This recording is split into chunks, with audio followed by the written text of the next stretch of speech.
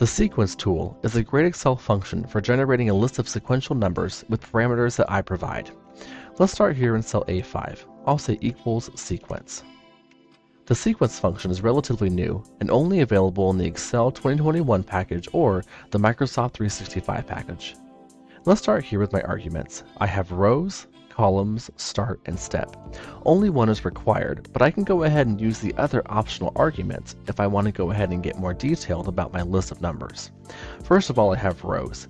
This is saying how many rows do I want my sequential list to fill out. Let's go ahead and do about 9 rows to fill in my columns here.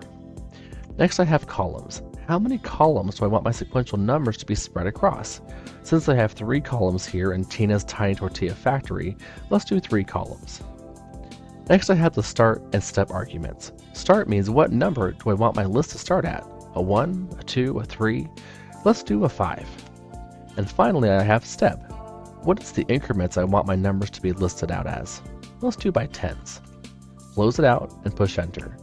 Here I have my sequential numbers going left to right across my columns, and it'll drop down another row. So 5, 15, 25, drops down a row, 35, 45, 55, and so forth. And here we have the sequence function.